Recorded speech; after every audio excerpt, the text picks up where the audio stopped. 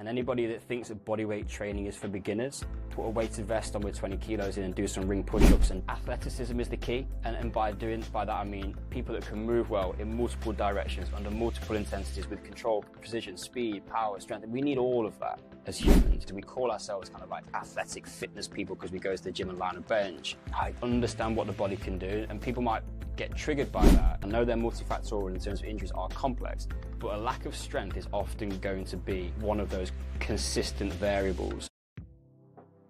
Hi there, and welcome to the Supporting Champions podcast. Now, my name is Dr. Steve Ingham, performance scientist by trade and training. And in these discussions with performance experts, practitioners and performers, I explore how we deliver performance, how we support others to perform, and the underpinning knowledge and concepts at play. I really hope you enjoy the conversations from today's episode or from the back catalogue. And if you do, it'd be great if you can take a chance to like and subscribe to the channel, or for the audio, take a moment to leave a review. It really helps the show. Right, let's get into the discussion. Welcome to the Supporting Champions podcast. Now, in this episode, I speak to Tim Stevenson, who is a strength and conditioning coach. He is founder of School of Calisthenics and founder of Dynamic Shoulders. And he's become a real innovator in the approaches to shoulder rehabilitation and training. So in this conversation, we dive into the complexities of shoulder mechanics, the importance of integrating dynamic stability exercises, and Tim's holistic approach to building robust shoulders through diverse training methods like calisthenics. We also discuss the balance between strength and movement, the role of functional performance goals, and the necessity of enjoying and varying training routines. Tim shares his insights from his work with top athletes, emphasizing how tailored rehab and strength programs help understand the rigors of sport. So hopefully you'll enjoy this conversation about smarter shoulder training. Tim Stevenson on the podcast. How are you, mate? You all right? I'm doing well, thank you. Thanks for having me. I'm looking forward to the conversation. No, glad to have you on, Tim. And I can see your swanky background, which hints to the fact that you're building out your podcast for the next phase. We can kind of get into what that might be, but you've always been a great ambassador for creating good, hearty content, putting it out there. So before we get into sort of your specialism, your background and so on, your future focus, tell us a bit about you. Tell us a bit about your background. Yeah, so interesting. We've been creating content we started really putting the hammer down with School of Calisthenics around 2016. So I think we recorded some 300 episodes of a podcast. So you start to kind of get into the vibe of it, you know what works and stuff. So, but that has always been a focus in probably the second half of my career. The beginning phases, I've been a strength and conditioning coach for the last 16 or 17 years, predominantly working in elite Paralympic sport within the swimming program, predominantly, which I loved.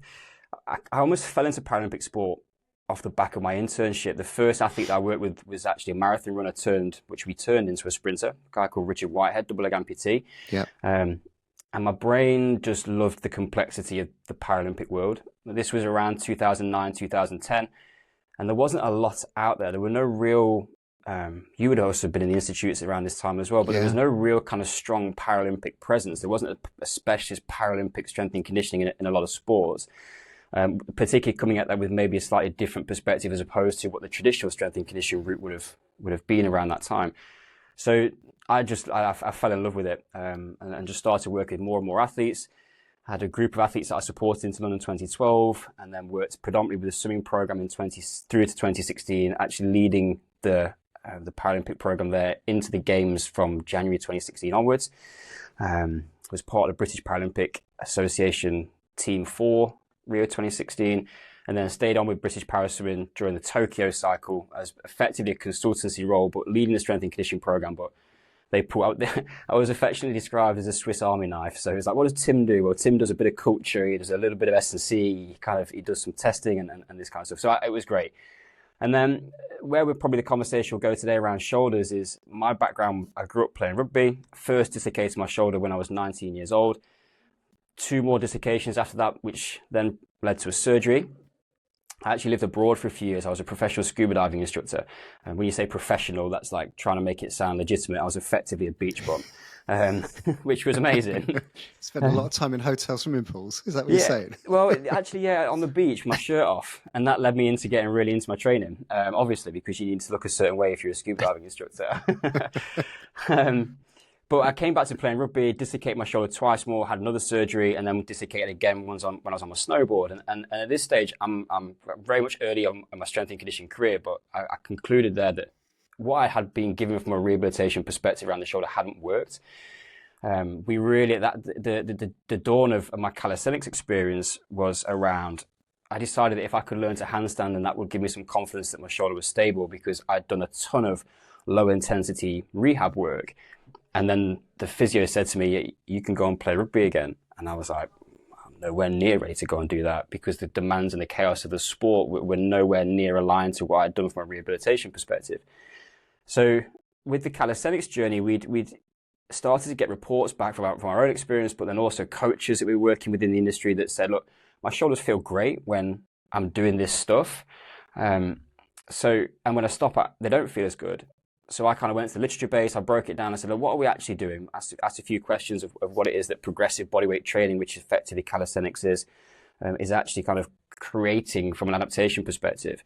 And it was really interesting in terms of, we found that what physios would position as a major kind of key pillars from a rehabilitation perspective for the shoulder around range of motion, neuromuscular control, kinetic chain integration, were exactly what we were doing, but at just a higher level within that bodyweight training.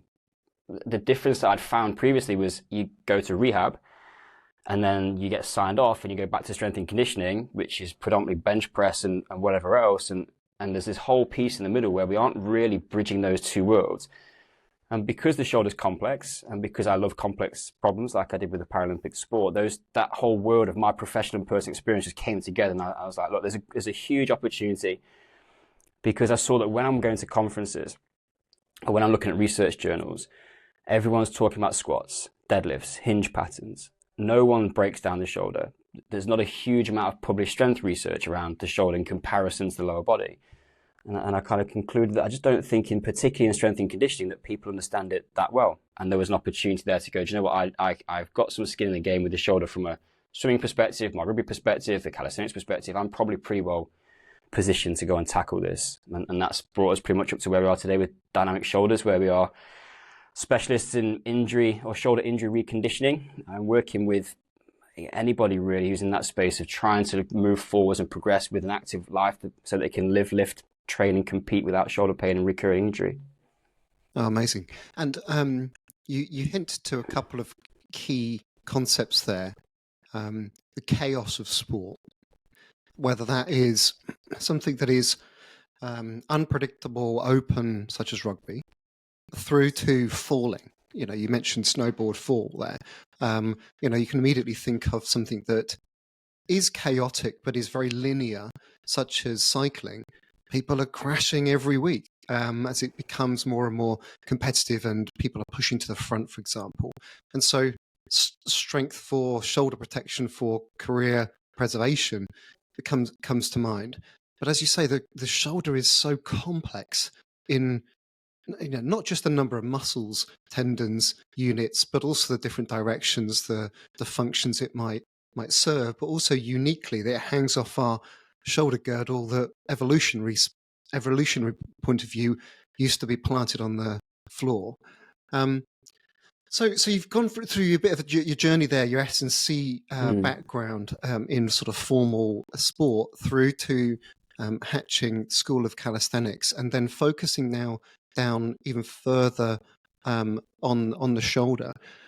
My question for you is that is what didn't work or what doesn't work? You know, in that sense of, you know, we're not necessarily specifically taking a swipe at any one individual, but at times, physiotherapists, conditioning coaches sort of do what's by the book, what they've been trained to, and what doesn't necessarily always work, alongside the fact that sometimes they sort of get you to a point where, well, I've done my job because you can now do these types of exercises. So for you, and also more broadly, what are you seeing that is not working? Great question. I'm going to come at this with two examples. The first one, let's break down what is traditionally done and what I heard a quite a hard lesson around that. And then let's come back to where I think how we prepare the shoulder for more chaos in a more general perspective. So there was an athlete I used to work with in the build up to 2012, actually through 2012 into 2013, called Charlotte Henshaw, double leg amputee, breaststroke swimmer, 100 meters. Charlotte had a fairly rough time with progression over the last kind of 3 or 4 years in terms of hadn't PB'd for quite some time. And you know what it's like in performance sport. Our expectations, particularly in Paralympics, where funding is reviewed on an annual basis in terms of athletes' position on the programs, you need to be pushing that forwards at the majors in terms of showing progression. So I'd come in as a young strength and conditioning coach, and I just went through my typical model, what I'd been taught in S&C school: linear periodization, blocks, whatever we were putting together. We went strength endurance, hypertrophy if we needed it, not necessarily in Charlotte's case, but into some maximal strength and put it into a competition in a power phase. And it just wasn't working from a progression perspective in the pool. And I understand that S&C is one cog, right, in that whole system. But I sat down with Charlotte at the beginning of the season. I said, when do you actually feel the best in the water? And she's like, I feel like I can swim at best October to December. And I looked at it and I said, well, that's when we're doing the majority of our fundamental foundation strength work. We are high volume, low intensity, but we are just kind of like, we're really working on that endurance capacity, motor control. So I said to Charlotte, let's just do that. Let's do that for a season. We've got time. My philosophy around an Olympic or Paralympic cycle is those first couple of years, your experimentation phase, so that you can then go and roll out the plan year 3, and then year 4 becomes a walk in the park because we've got the most part of what we need. We just need to go and progress it, and there's a maybe 10-20% just to kind of go and sharpen the tools a bit. So we just did that for a whole season. We went high volume. We were like 1 kilos, Ys, Ws, Ts, just all working out in those kind of positions where Charlotte's going to need to be. Because the rationale was that when she puts her hand into the water, because she doesn't have a leg kick, she's highly just going to be, that shoulder's just going to get absolutely redlined in a 100-meter race. And as soon as her shoulder stability and endurance started to fatigue, that elbow would drop in the water. So our catch phase was going to become less effective. And then we start slipping the water. So rather than looking at how much force she could produce, we looked at how effectively she can apply the force which she currently had, and for how long could she do that. She came out that into trials and then 2 more competitions, and the exact details are going to escape me because it was some time ago, but she basically hit a PB 3 times in about 3 months. Like, hadn't PB'd for probably 4 or 5 years to that point. And myself and her coach, Glenn Smith, we'd done quite a lot of work on just like, let's make sure our strategies are complementary. But it kind of broke the model a little bit for me in terms of going, that's just not what you get taught in S&C school at all. And swimming is a bit of a different beast because of the forces involved in the environment in which we do it. But it made me just rethink everything and go, actually, we need to be very focused on what are the demands that we want to place on the shoulder and how do we prepare the shoulder for those demands most effectively. And that kind of bridges me into where we are. Let's take it from a more chaotic environment is how often do we ask that question? And how often do we actually, in a rehabilitation or strength and conditioning context, deliver that outcome? I think we go, I need to prepare the shoulder for rugby. Great, okay? So the physio has got a certain amount of tools which is going to allow them to do that. Typically, and this is not all physios, I'm not going to stereotype all of them, but typically physio is going to be very good in the rehabilitation phase. The intensity and progression from a strength, speed, and power perspective is going to be limited because that's just not what they're trained to do. That's the realm of the strength and conditioning coach. So you get your lower level intensity rehab work done. You get passed back to the strength and conditioning coach who may well have come from an Olympic lifting, strength training background, powerlifting, bodybuilding, whatever their biases are. And we go, I know how to get people strong. We're going to bench. But then I go on a rugby pitch and everything happens out wide. I've got to go and jackal. So I'm now going to go and throw my shoulder into a position over the ball where I'm going to be vulnerable because I'm getting hit from head on pretty much. Someone's going to go and step me, which is how I did my shoulder. I'm going to throw a shoulder out to the side. I don't get enough body behind it, and all of a sudden I get blown through. Well, none of those scenarios are actually prepared for in the gym because I've just got really good at lying on a bench, supported by the ground, pressing a barbell in a stiff, rigid pattern. So I basically what I saw with the opportunity was how do we question and start with the end goal in mind and reverse engineer from that point to determine what that training process needs to look like in detail, but also specifically around the exercises that we can use to get an athlete or client to that point from wherever their starting point is, whether that be a state of injury or whatever. So a real simple example of that would be we do loads on the gymnastics rings because they allow me the flexibility to train the shoulder in outside of sagittal plane. I can expose the brain to really high intensity demands, dynamic stability in those positions and patterns. So not only are we developing those kind of attributes out wide away from the body, but at the same time, I'm also telling the brain that this is okay for us to be there. This is the strategy you're going to need if we find that ourselves producing force in these positions. And because the gymnastics rings you're unsupported or you're self-supporting, like different to lying on a bench, that allows me to also get kinetic chain integration. The core and the midline is working to stabilize the shoulder, which enables us to better transfer forces through the arm. So now all of a sudden, if we look at what we want the shoulder to do, I'm just ticking loads of boxes compared to what I would be doing on a bench press. And anybody that thinks that bodyweight training is for beginners, put a weighted vest on with 20 kilos in and do some ring push-ups and don't lean on the straps. And then you'll find out what we're talking about from a very practical perspective, because you'll feel how hard that is to do and how relevant that strength might be to a performance context or a sports context. I'm not anti-bench. Don't just bench, if that makes sense. Like there's a whole other realm that we need to be thinking about in order to make the best use of maybe more traditional strength and conditioning exercises. Can I take you back to the case with Charlotte Henshaw then, in that you were willing to explore, you were willing to try something perhaps that wasn't quite as conformist, that didn't fit into some of the logical sequences that you might follow in terms of, so for example, that pull downs, chin ups, correlated with swim speed, and therefore I should do those, or I should prescribe those, or that I should get the athletes to do those. Raw force, known exercise, whereas what was the bit that caused you to think we need to do more mobility-based functional movements in different directions that challenges the shoulder, and rather than just raw force, pull harder? Two things. One, we tried that and it didn't work. And we'd already been through a couple of seasons of trying that kind of strategy, and it hadn't manifested itself in swim speed. And this is a different conversation, but I've always been a proponent of we should be testing swimmers in the water as the baseline testing to then guide what I then choose to do in the gym to put them back in the water and objectively measure have they improved swim speed, because that's not the standard necessarily. In terms of swim speed or swim position? Speed, time. Okay. I'll use, well, you can get into the metrics of speed, distance per stroke, like stroke rates, all that kind of stuff. But ultimately, there is a gap in swimming where we don't always start with our performance testing because it's difficult to test in the water. It's not easy. It's not like stopwatches and you there's a lot of other variables. But with Charlotte, we tried a lot of strength work historically. But the thing about Charlotte was she was already strong. So she was great at chin-ups. Okay. So you could have doubled down on it and said it's a superpower, let's just do more of it and let's just build that rep volume. But what we see a lot with shoulder injuries, and I kind of try to give the analogy of a car in this regard, because oftentimes people are overpowered and understabilized.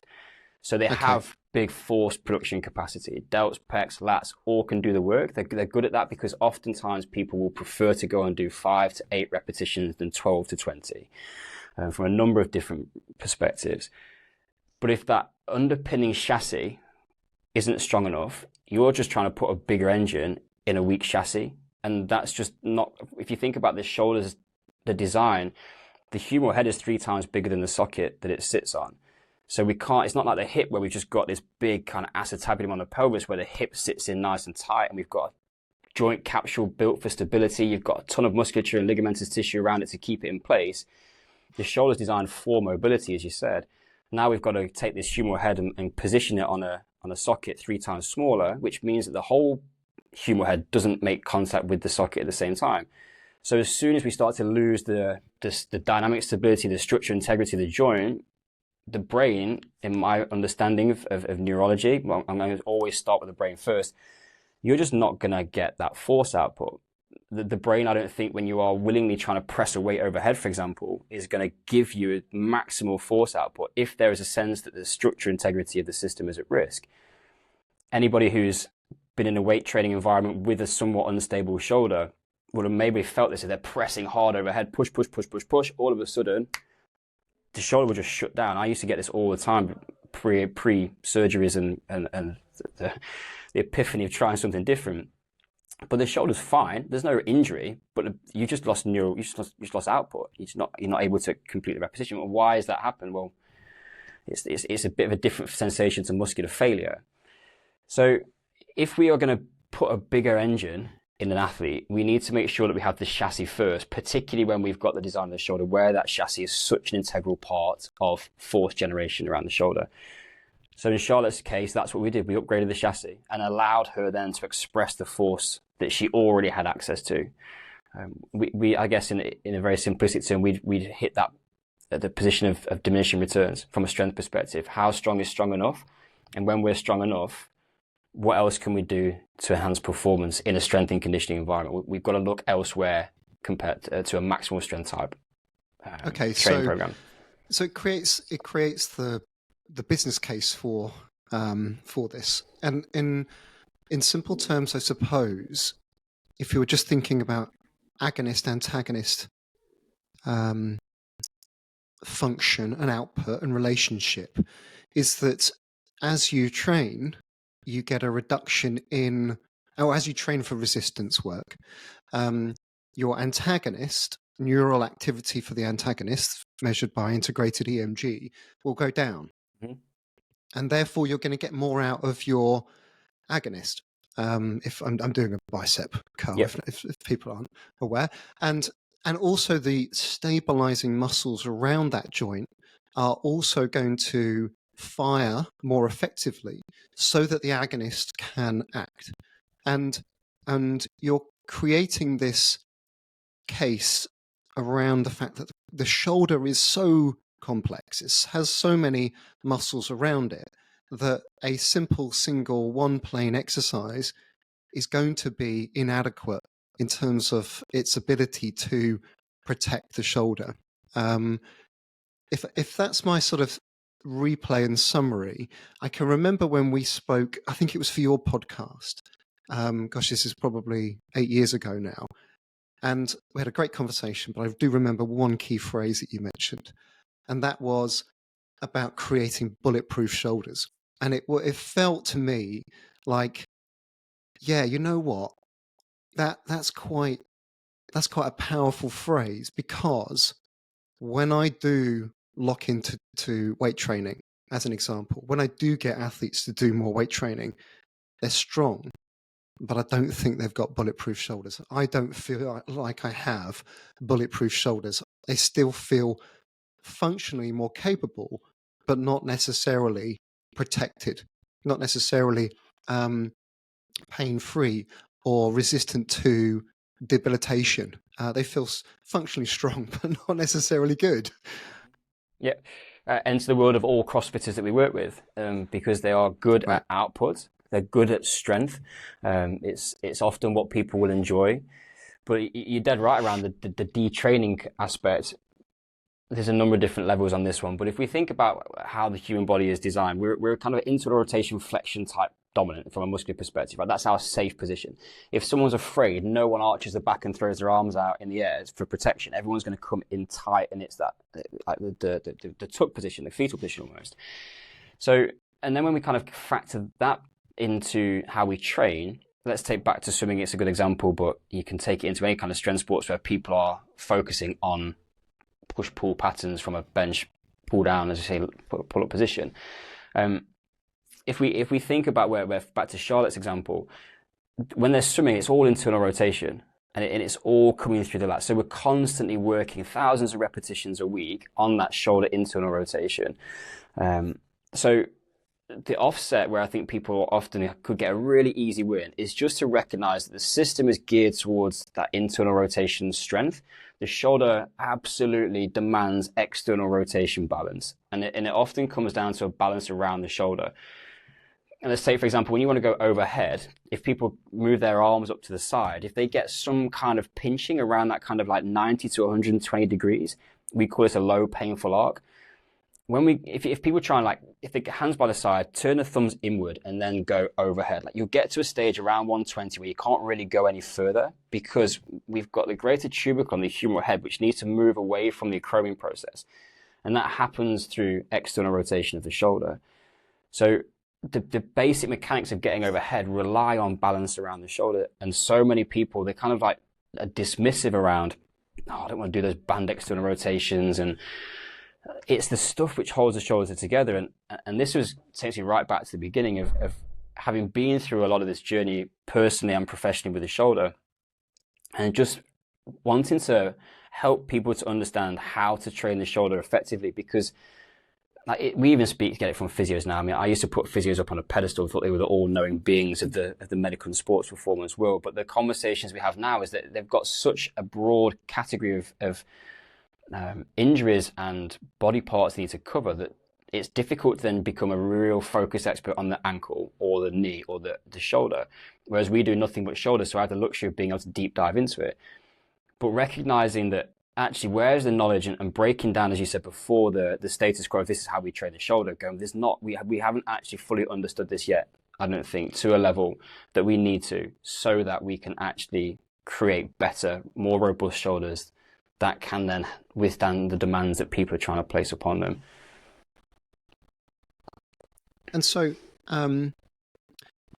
it's interesting that you refer to function, but I guess to a certain extent, there is a clear case for function plus strength, function plus size, as well. And you mentioned that sort of challenge of trying a weighted vest press up position on rings.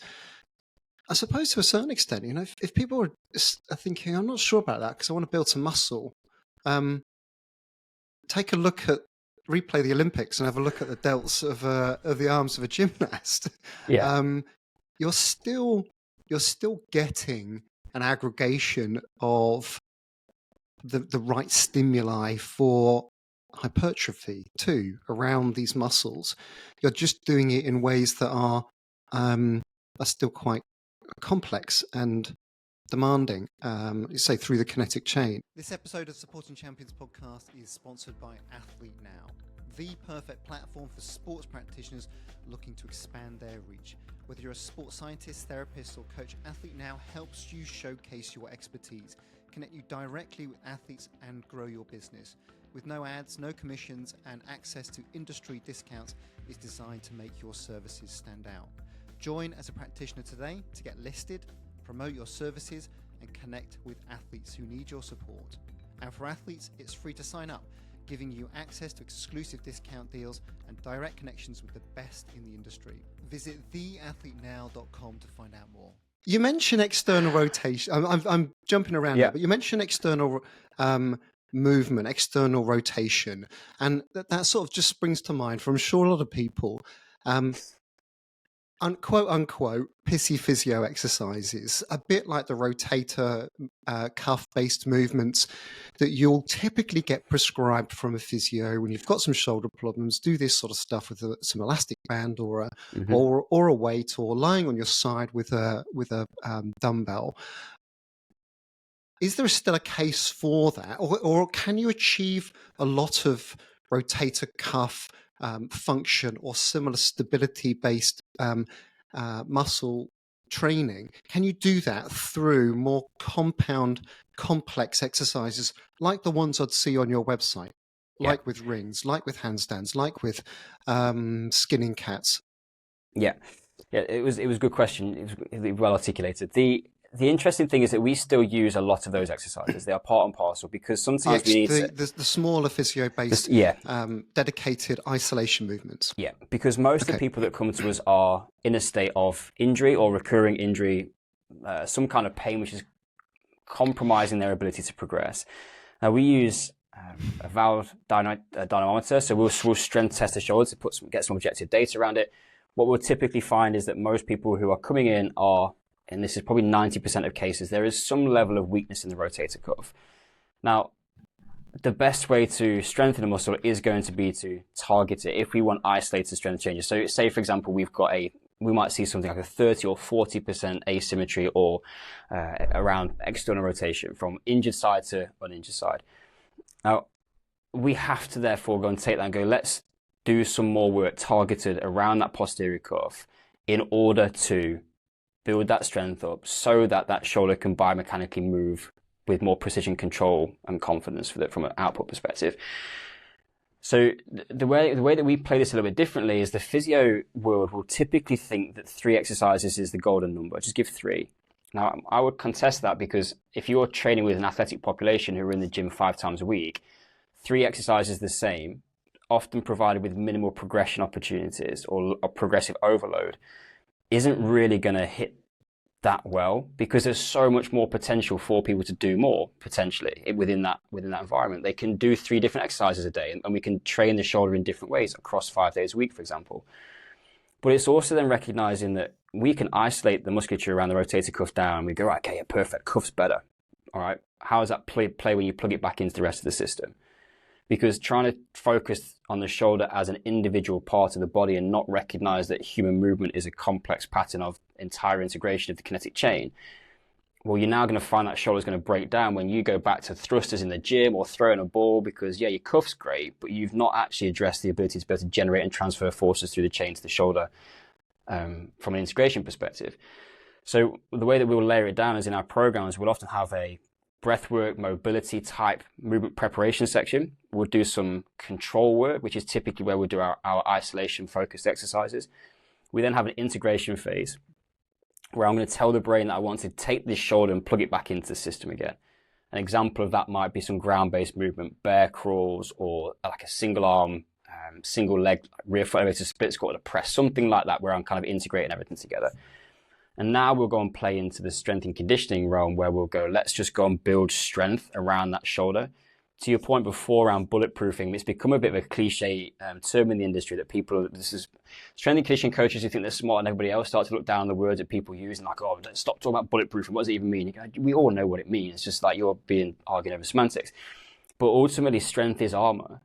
Typically, people have an injury because in some form, I know they're multifactorial in terms of injuries are complex, but a lack of strength is often going to be one of those consistent variables or features, and it's strength within certain positions within the realms of what you try to expose the shoulder or the joint to. So understanding that once we then have got to go and protect that shoulder, it might be that I go into some heavy landmine pressing or some endurance focused landmine pressing. We're going to horizontal pull, because most people, particularly in the population that we work with, will often bias vertical pulling and pushing patterns. Posterior shoulder type horizontal rowing patterns just puts a tick in the box when we're starting to readdress strength balance around the shoulder. So we effectively, from a reconditioning perspective, this is what we talk about now, this integration between strength and conditioning and physiotherapy with the focus on a specific outcome, which is reverse engineered. We just go and stack so much more stimulus around that shoulder. And what the difference of that makes, we did a survey of some ex-clients. I was asked to speak at the Shoulder Rehabilitation Conference with Joe Gibson last November. So we surveyed our clients and we asked them how many of them, and this is going back as much as 3 years, had needed to go and see somebody else for a shoulder injury after coming to see us. 90% said no, never needed to go and see anybody again, because we gave them the tools to understand how to look after the shoulder themselves. And we also then built enough strength around it so that they've moved far enough away from the cliff edge. I'm a perfectionist, so the 10%, I wanted to find out what was happening there. That was 1 or 2 people we have to refer on for further medical investigation, because we tried a non-invasive strategy first, and now it might mean that sometimes people need to go down a more medical route. And I had 2 guys that were slightly older, been around the block a few more times, and they just generally enjoyed a sports massage once a month or so, and I can't take that from them. But in the most cases, if we can build that strength around the shoulder and help people to understand what a robust and complete program looks like from a strength and conditioning perspective, you shouldn't have a recurring shoulder problem. I've had 6 dislocations, 2 surgeries. I have 0 problems with my left shoulder, and I can do a human flag and a handstand and a muscle up. And anytime, because we often push, and it's not about staying in a completely pain-free state, my shoulders grumble at me sometimes, as will anybody's who's lifting heavy on a consistent basis. I just know what I need to do when I get that sign to stop that early, as opposed to letting it manifest over an extended training cycle, thinking, oh, I'll be fine, and just training and ignoring the message the brain is telling me that there's something there which needs addressing. So the clients that come to you, they've either got a problem or they've been referred. This is the way. This is a different way of thinking. And for those people who perhaps are locked into traditional resistance training, now that's not saying that S&C coaches don't have a lot of imagination. You know, you go into some gyms these days, high performance gyms, and you'll see a lot of S&C coaches using really imaginative and creative movement patterns that, whether that's cables or balls, for example, rather than just shifting tin in the classic exercises. But if you're thinking about trying to sort of convert some people to trialing and assessing whether something is beneficial for them, where would you start if someone was locked into kind of a weight training mentality? Because I think one of the things there, Tim, is that people like measuring. You know, I can lift 100 kilos for a bench press, for example, and I can do that for 2 repetitions, and now I'm aiming for 3. That feels a quantifiable thing. Whereas if there is a multi-directional movement that is difficult to quantify, or it is harder to kind of get a grasp on whether that's the forces that are delivered, for example. But what are the sort of exercises that you would promote to try and get somebody to try and explore, try out a different way of working? Great question. I'm going to preface this with a philosophy piece, because I need to do that before we go into the nuts and bolts. People need to understand that the best way to train for general population, this is outside of the sport specifics where we have the demands of a particular expression we need. If people understood that athleticism is the key, and by that I mean people that can move well in multiple directions, under multiple intensities, with control, precision, speed, power, strength, we need all of that as humans. And too often we get railroaded almost into a methodology like CrossFit, like bodybuilding, like powerlifting, and even CrossFit would think it's athletic, but it's not really. From what I understand, athleticism as a strength and conditioning perspective, it's an expression of athleticism. But what it really looks like to meet all of those different components that we were talking about, you need to just have a bit more of a varied training approach. It's more generalist, less specialist. And I think you're right. People like to say, am I getting stronger on a bench press? Well, they also therefore need to understand periodization. So you'll have loads of people out there that may be listening to this that want to improve their bench press. They are stuck at, let's for argument's sake, use 100 kilos, and they've been there for ages. And there might also be the sorts of people that are getting some shoulder pain in certain different positions and patterns. From a very simple perspective, if you're not seeing progressive change in your output, you need to, and you've been trying for a while and it's not moving, or you keep getting injured while you try and push the needle, you're going to have to go back and readdress the weak link in the system. And that's going to be humbling. But you also need to understand what I said before about if you want to improve that bench press, and this is often something that we'll see when people have worked with us, they'll go back in the gym and they'll set PBs. Because what we've done is the injuries afford us an opportunity to go and rebuild a better chassis so that we can then express greater forces when we go back to full competition. So it's not a step back, it's an understanding of how do I layer up the motor skills, the characteristics, the physical attributes that I need in order to bench press more, if that's what the goal is. So that's like just a couple of like top level things that people need to consider. If they want an easy on-ramp, right, and they're going to go, do you know, I'm curious, I love bench, okay, go and do some ring push-ups, 1 or 2 sets as part of your warm-up, and then go on bench and tell me how your shoulder feels and show me how your bench press feels. We'll often get reports back that people go, do you know what, I feel really good after I've done that prep work. Okay, perfect. And this maybe just links back to a part of the question I maybe didn't answer fully before, like when you're not injured, and we haven't got somebody who's coming in with a decreased output from a strength perspective on a rotator cuff, just having exercises like some ring push-ups in your program on a regular basis is just going to be a really good way to keep your shoulders in a good place without getting into an injured state, because we are ticking so many boxes, as I mentioned. So I don't want people needing to do 3 sets of cuff exercises every time they train. That's not success, because you become reliant on a crutch of an exercise. What I want people to do is understand what else we can do in a training program, how else we can move, what other positions and patterns are going to be advantageous from a shoulder performance perspective, and just by default have that in your program. So it's a more complete strength and conditioning program, a more complete focus on athleticism, as opposed to I'm really good at lying on a bench and pressing weight. Like, for me, that's the lowest skill expression of the human body can expect. And we call ourselves kind of like athletic fitness people because we go to the gym and lie on a bench. I understand what the body can do, and people might get triggered by that, but it's true, because the shoulder has the most degrees of freedom in the human body. It's the most amount of movement options. I love this stuff. You go and watch American sports, a guy will catch a baseball, and I don't even know what the distance is, but on the boundary, and he will launch that thing with pinpoint accuracy all the way into the glove of whoever he's targeting. Like, the shoulder is incredible that it can do this kind of stuff. So I just think we do a little bit of a lack of disservice. We disservice the respect to the system by just limiting it to quite mundane exercises.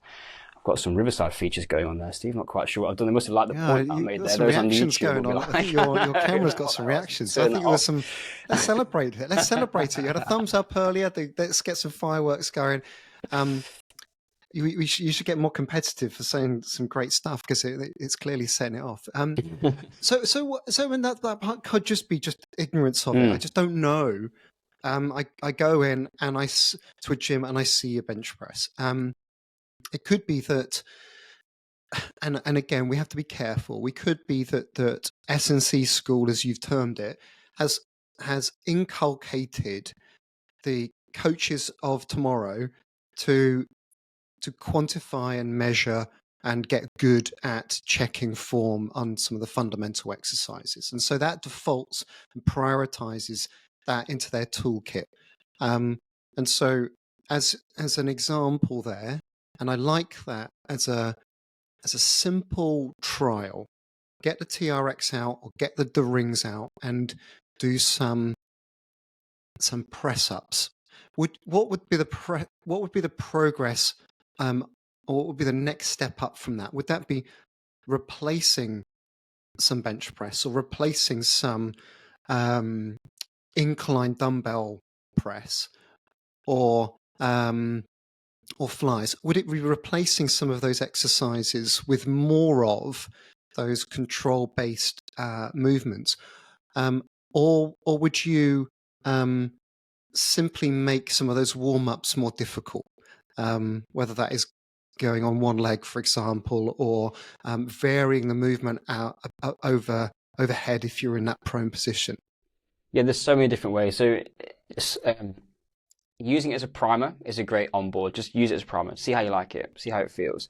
The other option would be to maybe have, if we look back at a periodized plan, so just from a simplicity perspective, what are you doing on a sort of through the course of a week? Potentially, let's not go big picture, but let's go like that mesocycle, that kind of that 1 week. It might be that we just choose maybe we're going to do our heavy stuff on a Monday, come in fresh off a rest day on a Sunday. I'm going to go and do my big neural output stuff here, my max strength session. It might be towards the back end of the week where I might go and focus a little bit more on motor control. And people shouldn't hear this and think that we aren't talking about intensity. You made the point before about gymnasts. Look at the calisthenics market. Those guys are just doing body weight and they are jacked. Big, like strong. You can get big and strong and get hypertrophy with these kind of exercises, because we're expressing intensity, or we're applying intensity or mechanical tension onto the muscle. It's just as how we kind of like play around the variables. It doesn't really matter massively, as opposed to when it's a bench press or rings. The difference will be from an output perspective, as you said, because we are unstable, we aren't going to be able to produce as greater forces in an unstable environment as we could where we are more stable. However, when we go back to what we said about the shoulder, those things are important because of what the shoulder needs. So we can use it as a primer. You could have a day of the week where you just play around with some stuff. Have a day where you go, do you know what, my focus today is athleticism. People love those sessions because it's different, it's novel. You can, if you're a type A person that wants to progress, having stuff to play with that you can't do is super addictive because you want to kind of crack it. You want to figure it out. And then the other way would to be kind of go, do you know what? I'm just going to take a block of time. I'm going to go for the next 4 to 6 weeks. I'm just going to focus on some more of this type of work in the training program, and I'm going to see what happens. That's how I started to see. Like I was, when I got into calisthenics, when I decided to learn to handstand, I'm not a big person and I don't hold muscle mass easily. So I was really worried that I was going to, by going down a different route with my training, I was going to start to just waste away and I would lose a lot of the muscle that I'd worked hard to try and build and then maintain. But I was in a pretty difficult situation, and I said to myself, I'm going to give myself 3 months of this. I'm going to go all in for 3 months, and if I don't like it, I know enough to get back. And what it did was change everything for me, from a shoulder health and performance perspective, a philosophical perspective around my shoulders and my training. So sometimes you've just got to be willing to do something a little bit different if you want to get a different outcome to what you've currently had. So if that's a lack of progression or recurring injury around the shoulder, you need to think about how else you can tackle those problems, because doing the same thing is not going to fix it for you. Interesting. Okay, so there's a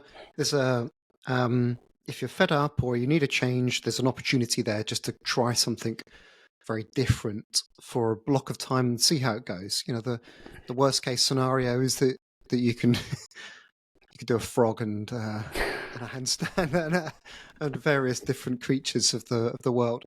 But for those who do enjoy being specifically strong in those exercises, would you promote the goals of doing a handstand, doing a flag, a muscle up, for example? These are functional performances, as opposed to perhaps, I don't know, for example, a similar example might be I could do 10 chin-ups. You know, there's a sort of a landmark boundary that people have got in their minds that they might set. So would you promote that type of goal setting for people who are competitive to be strong? Yeah, I think it probably falls into 2 categories. You're right. There's some people that just like doing new stuff and being athletic because it's fun. Other people that are looking for, I want to get better. Let's take a powerlifter, for example, right? So you want to improve your bench. Or let's take someone in CrossFit. Your overhead positions and patterns are important to you. Well, can you single arm active hang on a bar for 10 seconds? Because that will tell me a lot about your shoulder and whether you've actually earned the right to be doing kipping based patterns. Because if you can't, we've got a link in that chain which is probably not massively well prepared for the demands that you're trying to place upon it. And the injury rate in CrossFit will indicate that there's something there which is not being done effectively from a shoulder preparation perspective in the context of that sport. So those things are useful. I think the one thing, the world in sports science at the moment, particularly strength and conditioning, is super data driven. Like everyone's hanging their hat on numbers.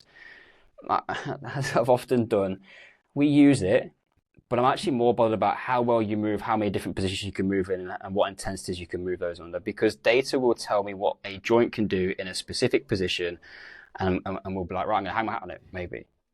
Whereas I just want to see, like, can you move, and does it look effortless? If I put you into a crab walk, right, so you're sitting with your bum on the ground, like hands behind you, and you need to push into shoulder extension, so you kind of just that kind of, we used to play crab football and kids and stuff.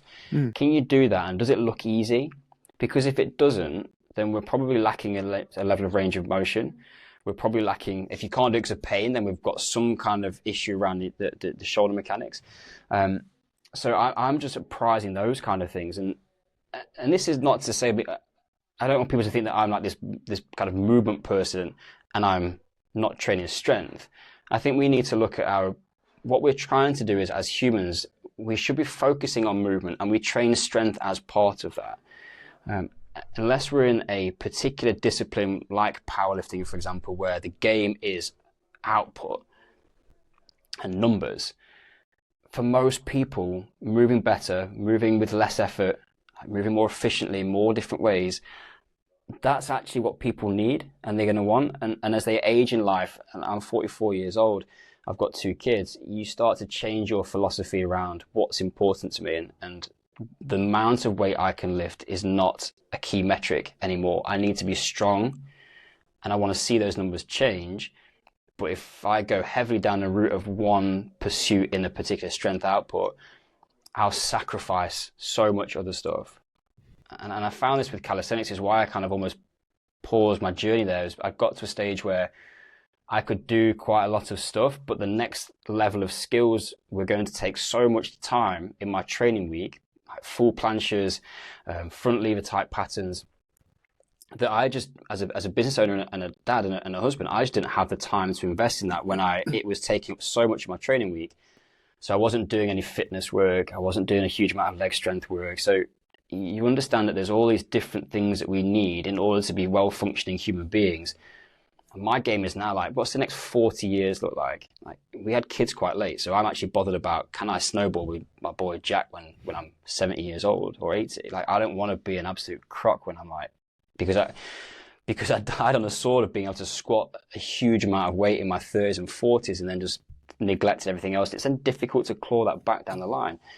So it's very much comes down to a philosophical piece, and I appreciate that this is hard stuff to change, right? Because people's beliefs and their biases, and they like the things that they're good at, so they do more of them.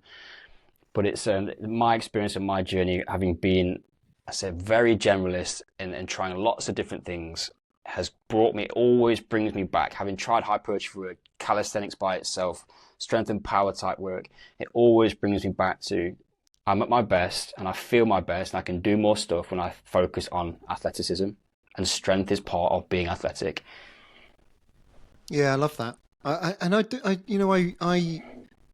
appreciate you diving into kind of the thinking behind this. What do you want to be? How do you want to live? I think is important for people to explore and to reassess, rather than just, I went to the gym, I did a bit on the cross trainer, I threw some weights around, therefore I've ticked fitness as a box. I think the parallel in other worlds at the moment is an obsession with zone 2 training for aerobic development, and that this is the formula, this is the methodology, and you have got to get into the heart rate analysis. Maybe you should be measuring your own lactate so that you know that you're in that zone. And it's obsessive in developing mitochondria, for example. But at the same time, you've got people that are miserable. They don't want to do it. They're sat on a bike in their garage and it's boring. Now, for some people, that's a pursuit. It's functional so that they can train with their mates or that they can go and do a challenging sportive. But it's not necessarily something that inspires them to be more active and capable. And I think I think it's harder for the general population or for sports scientists, because of this tendency for quantification. It's harder to say it doesn't really matter the intensity as long as it's easy, or it doesn't necessarily matter the movement pattern as long as you're challenging multi-directional. It feels vaguer. It doesn't feel as precise in its delivery, but it's probably what people need, in the same sense of being able to provoke that type of thinking to say, great that you've improved your squat by 30-40%, but can you stand on one leg for 1 minute? That type of example of you've developed the, how did you put it, developed the engine but you haven't developed the chassis.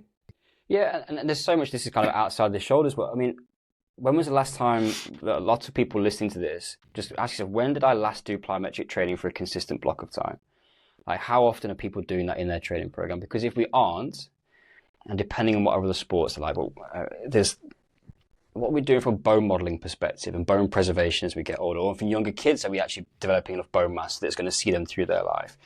You're going to find that people that pick up running injuries typically probably aren't doing or haven't done plyometrics, potentially. It's a bit of a broad statement, but like often plyometrics is a big missing piece of your ability to run and perform and not get injured. All of these kind of things will come as part of a more athletic approach to training. And it's a real challenge, because I think I've been there, and you come through it, and I do think, and this is not to sound patronizing to anybody younger, but age changes you in terms of understanding. And there was a period in my life, I actually went to CrossFit Box for 18 months. And this is not a slight on CrossFit. I like it, but I don't like the programming sometimes and how it's delivered. But it beat me up. Like I had a knee pain, patella tendinopathy, my shoulders started hurting. And part of that reason is because if you enter at a certain athletic ability, like I can Olympic lift and I can do gymnastics and I can turn the needle on like output metabolic stuff, fitness pieces, you get to go and play at a level where you are a danger to yourself because you can do those things individually, but now you're going to do them all together. And the on-ramp and the spike in intensity in those things is huge, and it's not graduated enough. So yeah, I just think that zooming out and thinking more about, just like you said, the movement and a broader complex of just general exercises, and we should have a bit of everything. It's not sexy. I don't think it's an easy sell, but like I live as a 44-year-old and I'm very rarely in pain. I haven't been to physio for, I don't even remember last time I went, because I can keep myself, because I have a bit of everything. I generally maintain a good level of function most of the time. So philosophically, we've got a campaign for it too, in that sense. And so what? So give us a couple more of your sort of fundamental recommendations. What are the types of exercises that you'd encourage people to have a go at, try? You've mentioned ring-based press-ups for warm-ups, and we can include some of the links into the episode for people to go and check out. What other recommendations have you got? Yeah, I think the one thing I wanted to say, I was conscious whenever I have these conversations, is that people are like, I ain't doing rings. And what I'm about to say now is like, I'm not going to my local Pure Gym and trying to do a handstand, which I haven't done since I was 8 years old. So people sometimes don't want to look silly, or feel silly or vulnerable in a particular training environment. Now, I think that has become far more acceptable. There are more different environments and training gyms and places you can go where people are doing things like that. So you can choose your environment in that regard, in terms of, I want to move in a certain way. But what does your gym need to look like, or what does your life need to look like, which is going to enhance your opportunity to move like that? Like if you go to a bodybuilding gym, you're going to train like a bodybuilder because that's all there is to do there. So you can be selective about where you train. But you don't have to do gymnastics rings exercises. If you don't want to do it, you could literally be like, do you know what, I'm just going to increase a bit more cuff work into my program. And I might spend a bit more time focused on some slower tempo, some higher rep range type work. Rather than overhead pressing, I'm going to landmine press, and I'm going to slow it right down that eccentric phase, because I need to get better at decelerating force. Because let's be honest, when people are pressing heavy overhead, people don't take the time to lower the bar back down. So we never really build that capacity of deceleration around the shoulder from a vertical pressing pattern. So I might just shift into a different periodization phase for a while. I'm still going to go and train dumbbells and barbells and whatever else. I'm going to prep with some cuff work. Okay, there's your lowest hanging fruit that will cause the least amount of disruption to your training program. If you're ready for something extra, the gymnastics rings and pushing and pulling patterns on either of those horizontal planes will work well. So either horizontal push, horizontal pull, just kind of box off with those. As you get better at those, you can start playing out wide. You go from ring push-ups to an archer, where I'm going to take one arm out to the side. I'm going to go and spend some time away from the body. You've got those things to play with. Set the rings up, go and put them in the corner. People aren't going to look at you too funny if you start doing that. The next level is where we get into things like ground-based movement and hand balancing skills. Well, this is probably the hardest one, is almost bear crawls, crab walks, that kind of stuff. You'll use those in late-stage physio. So you'll go from kind of like 4-point kneeling onto 3-point, and then we might start getting some locomotion in there. Those are really good things from a shoulder perspective, because we are working in what we refer to as a closed kinetic chain. So the hand being fixed on the ground. So now the body is moving around the shoulder with the hand relatively stable, as opposed to lying on a bench where the hand is going to move around the shoulder and the rest of the body is stable. Kinetic chain integration, treating the system as an entire unit. The complexity and athleticism that comes with that, those are game changers if people are willing to do them. We then progress that sort of work from, like, let's say, the bear crawl. I'm now going to go, can you wall walk? Can you put your feet against the wall and walk up into a handstand? And then can you walk back down? If you just do those are brutal. Put 5 of those reps together without putting your feet on the ground, and your shoulders are going to be absolutely singing, because it's a huge amount of like of demand through the shoulder for a lot of people. If they're done strict, this is not sliding back down the wall, and controlled. So you go into that, and then we would also, if people are inclined, once they're kind of confident in those vertical positions, and obviously we're dealing with an injured population, so that we need to bring them on this journey, but kicking up and starting to learn to do some basic hand balancing. And not everybody's going to want to invest the time it takes to learn to do a freestanding handstand, which can be, I'm going to conservatively say, a year. It may be 3 or 4 or 5 years. It's a hard skill to learn. But the idea of being upside down, we get a visual and vestibular stimulus. So when we go back to our brain-based training, all of a sudden now the brain is getting more athletic because I'm comfortable being upside down. So I have a lowered threat of fear response or a perceived threat. That's probably a different conversation. But you get upside down, and now I'm going to just go and organize my center of mass over my base of support, which is now my hands and my shoulders, which are going to be working, and learning the fine motor control. A simple example of this with people that struggle to get shoulder range of motion is a big common thing that people are like, I just can't get overhead. Well, in that regard, let me put this together into a training program, how it might work to bring it to life. We might do some mobility work to get you moving into better overhead positions, which could include some breath work to mobilize in that shape, right? I'm now going to go and give you a little bit of cuff work to help the shoulder to feel stable overhead. The problem is that people have with mobility is they stretch and they hang out in these overhead positions, and they can, after 2 to 5 minutes, maybe start to feel like they've made some change. Then they do nothing else. So what you've just done is you told the brain that you want that range, but now the brain is like, yeah, but I'm not stable there in the shoulder. So I'm going to take that range away from you again. So what we need to do from a mobility perspective is we need to mobilize into a shape, gain some change there, and then get strong in that shape. So we've now got control over that position, which could be some cuff work, some kind of scapular work. So like focus on like Y's and T's or serratus type patterns, things which are going to help to get that scapula moving and stabilize around the shoulder girdle. So now I've gone mobilize. I've gone some strengthening work in those end ranges that I've just got access to. Now I might go and choose to put myself in a handstand where I can actually go and build some stability and strength around that shoulder in that position which I've just mobilized and improved control in. So now the brain is like, okay, well, we've done the two components of creating the range, and now you've plugged it into something which feels like a more meaningful pattern. And you're telling me now that you want to do a handstand. So let me now go and start to get better at doing a handstand, because that's, from a very simplistic perspective, how we kind of play the game from an adaptation perspective. So it's how you kind of do those. But if you don't want to do that handstand position and you don't want to go on the rings, then just do those first two. Get moving a little bit better. Get the range of motion. Get strong in that range of motion that you've just changed. And then just go and work in that range of motion in whatever pressing, pulling pattern you want to, in whatever kind of, whether that be barbell, dumbbell, kettlebell, whatever it might be.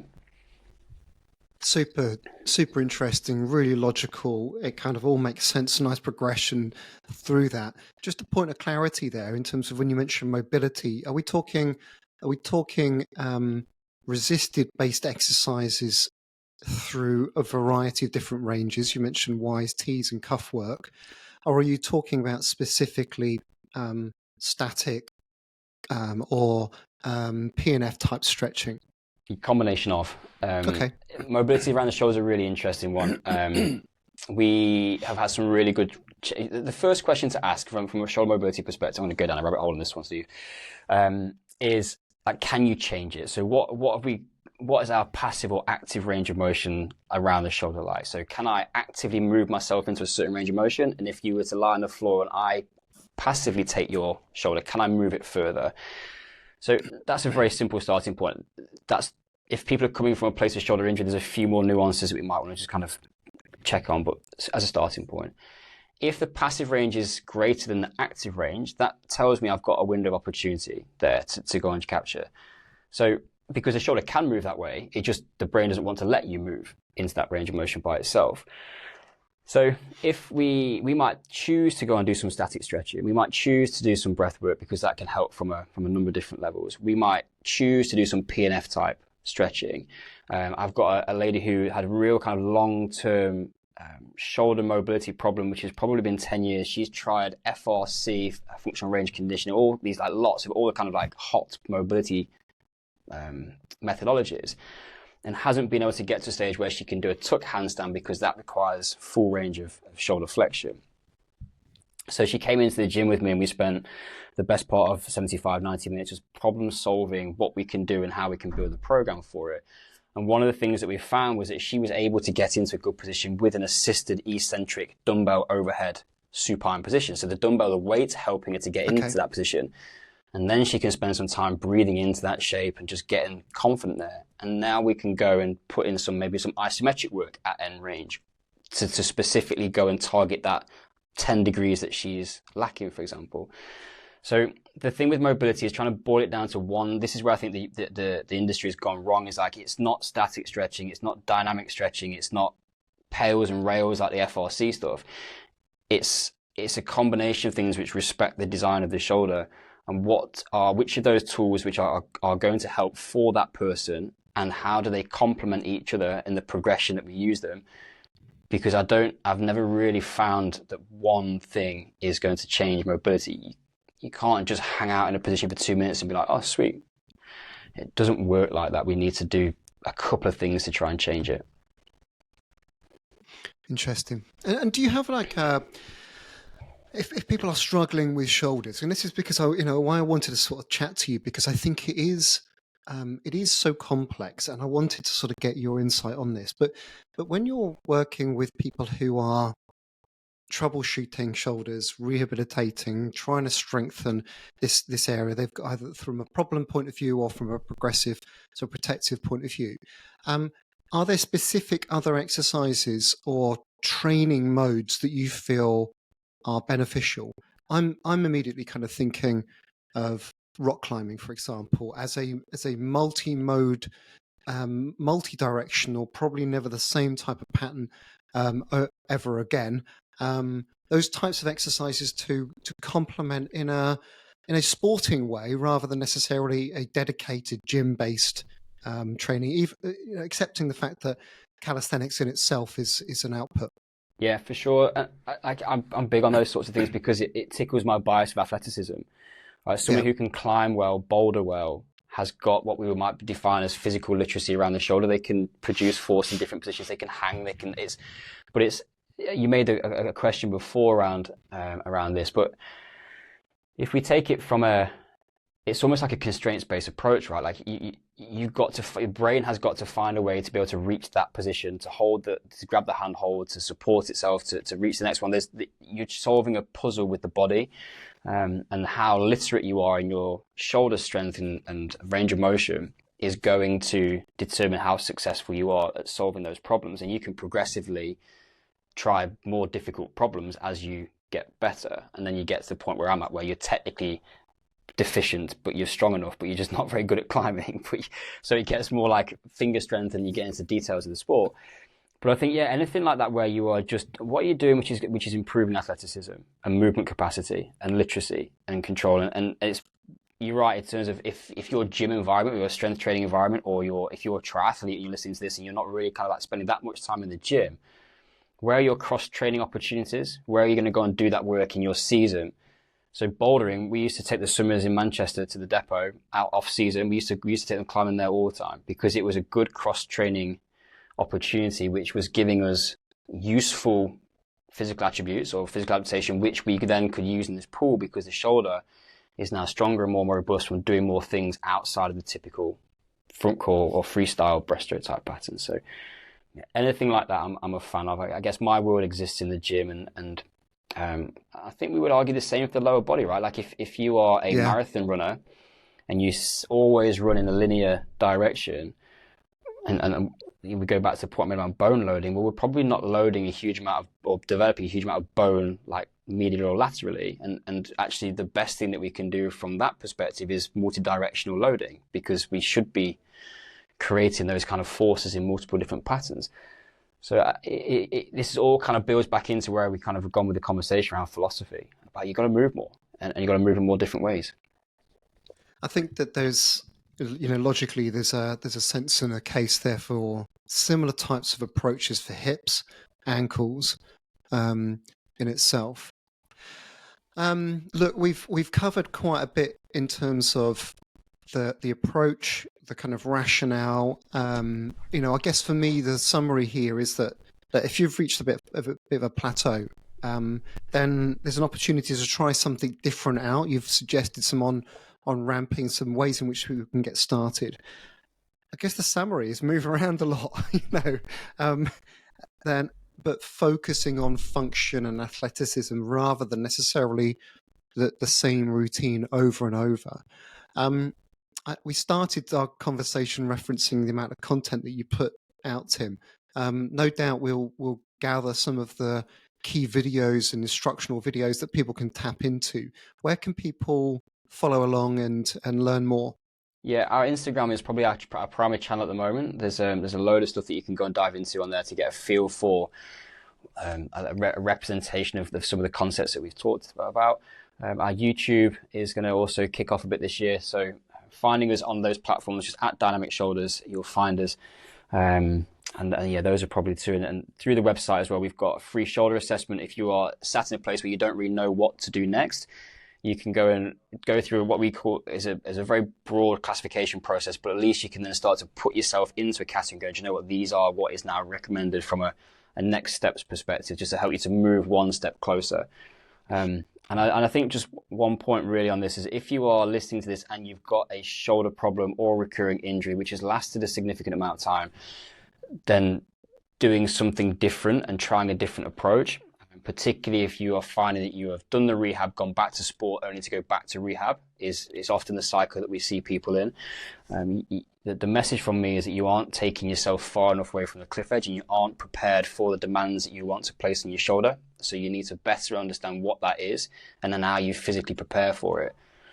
And within that, we've obviously talked a lot, and I'm often conscious that people will be listening to this being like, I'm already training 5 times a week and I already got life stuff and career stuff and I'm loaded. I'm the same, right? And I have to also fit into a week my touch rugby sessions, which I just started on Monday, because I want to move more like that. So I've put that into my training week and I've have to take something from somewhere else around that. So it doesn't always necessarily need to be always on. It's about building a big enough base, which might be a season. If you've got an off season in your calendar or a period of time where you can dedicate 2 months to it, 3 months or whatever, then you can sit in a maintenance phase. And we know that it is easy to maintain strength once you've achieved it. We don't have to do huge amounts. We can give a certain dose of intensity a week without a huge amount of volume, and we can stay strong for 20 to 30 weeks, the research would indicate. So it's just about, sometimes I think people just need to think about where am I week do I do it? Well, think maybe more about where in the year does this going to fit. And if you're a busy person, like most of us are in this kind of age category, you got to just kind of understand, I'm going to block some of this stuff in and I'm going to just keep it simmering for the rest of the year whilst I then go and ramp up my running volume or swimming volume or whatever it might be with a minimal dose effect or minimal effective dose approach. Yeah, I love that. It's a good reminder. Just it doesn't necessarily need to take over, and I think that it's a common mistake to make when people think, okay, I've got to do a new thing, and where do I fit that? Where does it go? What needs to come out for that to go in?